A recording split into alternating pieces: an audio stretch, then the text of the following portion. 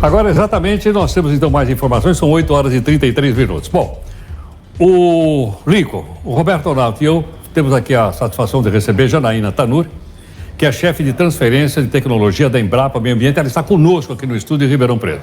Janaína, muito obrigado pela gentileza. Meu prazer estar aqui, Heródoto. Bom, Janaína, a primeira pergunta que a gente é a seguinte. Eu sou muito mais velho que todo mundo aqui.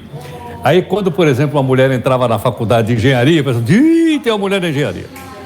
Aí, na geologia, tem uma mulher. Aí, na área rural, como é que está essa participação da mulher que procura esse equilíbrio com o homem na sociedade, atuando na área do agronegócio? Então, Heródoto, é uma pauta que vem crescendo bastante, né? A importância das mulheres no agro, né? A AgriShow é um exemplo desse, né? Tem a AgriShow para elas aí. Mas a gente vê um aumento significativo da importância e da relevância das mulheres no agro. Mas ainda tem muita coisa a avançar, né? Alguns números, por exemplo, a gente tem 5 milhões de estabelecimentos rurais hoje no Brasil. Aproximadamente um pouco mais de 1 milhão desses estabelecimentos são geridos por mulheres. A gente está falando aí de um pouco menos de 20%, né? Então, talvez deveria ser mais, talvez menos, mas a gente vê uma evolução. Mas o importante é essas mulheres conseguirem ter oportunidades, né, para poder desenvolver os seus negócios e tocar, né, esses estabelecimentos rurais. Um local muito interessante para buscar informações sobre as mulheres rurais, eu faço um convite a todos vocês, é conhecer o Observatório das Mulheres Rurais. É uma iniciativa que foi feita pela Embrapa, pela FAO e pelo Ministério da Agricultura, e que lá você consegue filtrar uma série de informações sobre onde estão essas mulheres, quais são as atividades que elas se dedicam hoje no Brasil, qual a faixa etária, qual é a caracterização de raça. Então, um dado muito interessante, dessas 1 milhão, né, de propriedades rurais geridas por mulheres, 47% são da pecuária. Olha que interessante. Então, assim, e é uma área bastante masculina, né? A cadeia produtiva da bovinocultura de corte. Pô, a gente imagina logo vaqueiro, né? Raramente fala em vaqueiro. Boiadeira agora. Boiadeira também.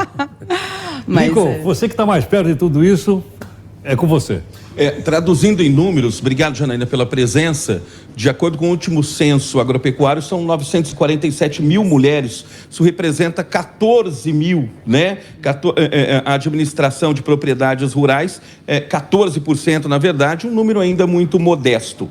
A AgriShow, que tem um espaço para elas, né, semeadoras do agro, ela impulsiona essa mulher até se chegar ao protagonismo devido nesse espaço de campo, Janaína?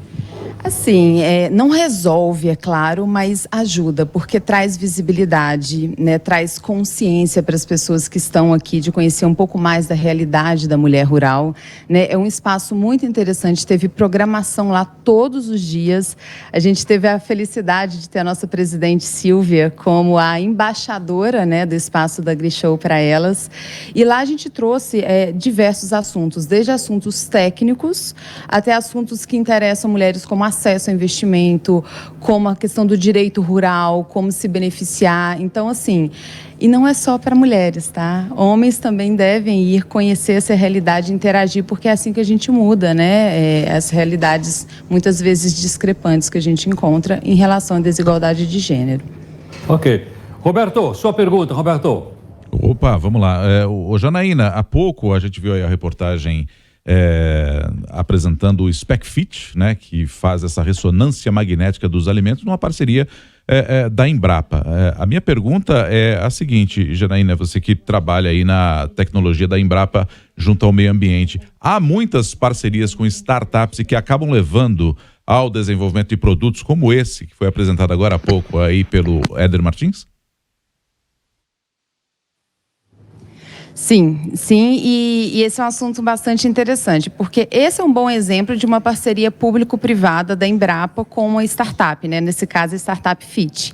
Mas a Embrapa, ela tem uma interação muito grande com startups, né? Hoje tem um estudo bem interessante, que é o Radar AgTech, que ele traz aí o número de startups hoje no Brasil que desenvolvem soluções para o agro, né? Então, hoje são 1.953 startups, e um dado bastante interessante é que 36% dessas startups, elas são tem pelo menos uma mulher societária, né? Então, assim, a Embrapa, ela busca muito fomentar a inovação aberta, empreendedorismo nessas parcerias público-privada, porque, assim, a Embrapa, ela tem todo o cabedal científico. As startups têm a inovação, têm a agilidade, têm o acesso à tecnologia.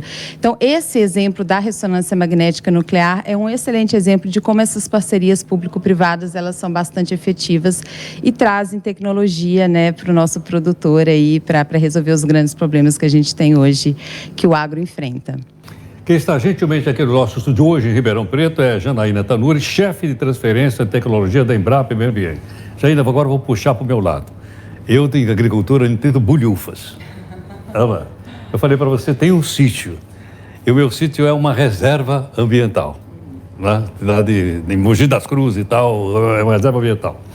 Aí te pergunto o seguinte, como é que essa tecnologia está adequada ao meio ambiente? Para a gente, além da educação, eu vejo na minha região, sabe o que acontece? O pessoal vê uma jararacazinha que não faz nada para ninguém. Na estrada o cara passa com o carro em cima da jararaca. Não é?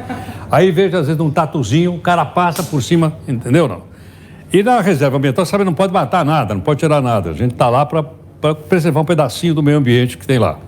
Como é que essa tecnologia pode vir do Embrapa, que cuida principalmente do agronegócio, para essa área da conservação e preservação do meio ambiente? Perfeito, Heródoto. Hoje a Embrapa, ela trabalha com uma agenda muito focada na sustentabilidade da agricultura. Então, quando a gente fala em sustentabilidade, a gente está falando no pilar social, ambiental e econômico.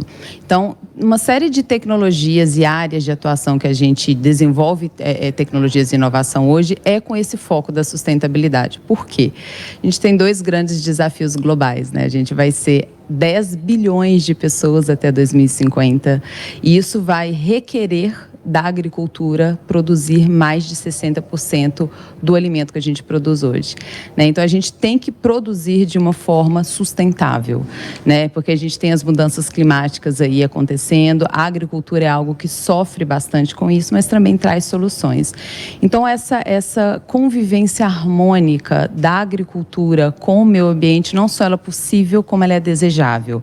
Então, a gente tem grandes desafios globais, né? Transição energética, a gente tem transição dos sistemas agroalimentares. Então, como você conciliar isso? Buscando sistemas produtivos sustentáveis. Então, ao mesmo tempo que você tem uma pecuária, você pode fazer um sistema de integração lavoura, pecuária, floresta.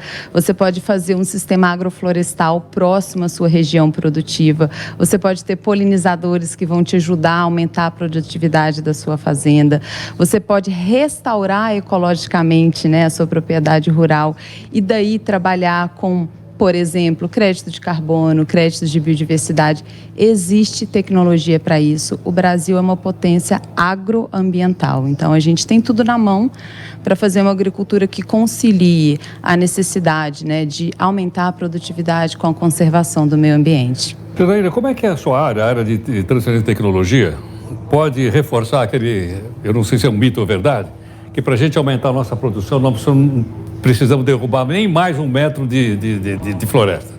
E não precisamos. É fato isso ou é mito? É fato, Heródoto. A gente tem tecnologia, nós temos ciência. O Brasil é referência em ciência tropical. Então, a gente realmente não para a gente intensificar a nossa produção, a gente não precisa abrir mais áreas, né? Isso foi necessário lá atrás, né, 50 anos, quando o Brasil expandiu a sua área de produção para o Cerrado, mas hoje não. Hoje a gente tem tecnologia, temos pesquisadores, temos mercado privado, temos ciência, temos startups para trazer essa tecnologia, né, da ciência, dos negócios para o produtor rural. Então, não é mito, é verdade. Janaína, muito obrigado pela sua presença aqui no nosso estúdio, muito grato. Muito grato, querido. Muito obrigado. A presença aqui, nós estamos hoje em Ribeirão Preto, e Janaína Tanuri, chefe de transferência e tecnologia da Embrapa Meio Ambiente. Bom, deixa eu ver que hora agora, nós estamos com 8h42, você acompanha também notícias da cidade.